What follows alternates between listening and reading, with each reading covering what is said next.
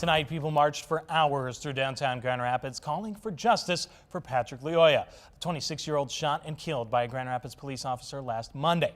The video of his death was released 2 days ago, and police have yet to name the officer involved. There, on your side's Andrea Flores joins us now with the details. Andrea?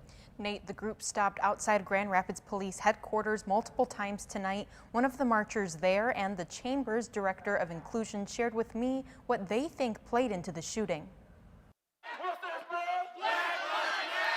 At Friday night's rally, Dorothy Saway joined because she couldn't stay silent anymore. They keep on saying, see something, say something. So I've seen something really wrong in this city.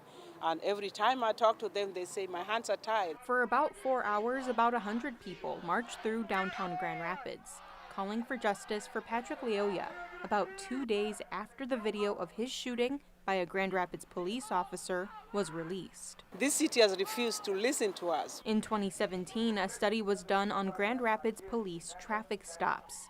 Black people were twice as likely to be pulled over by an officer.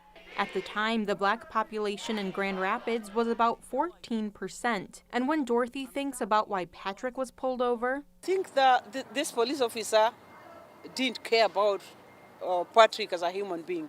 He saw Patrick as something. It was not just a negative outcome, but a tragic outcome if unconscious bias was indeed at play. Andre Daly with the Grand Rapids Chamber of Commerce says implicit bias exists in everyone. Past experiences, the patterns, the cultural patterns that we're used to, and the perspectives that we bring to encounters with people who are different oftentimes are the fuel for this behavior. And he knows police officers can act on that bias. I too have a story to tell of a traffic stop in my old neighborhood.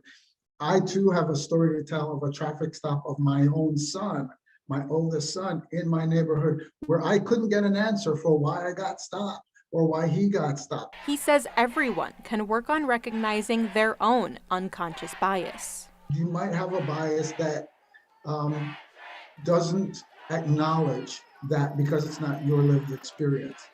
For those of us who have that lived experience, I think it's important for us to not press down or cover the trauma.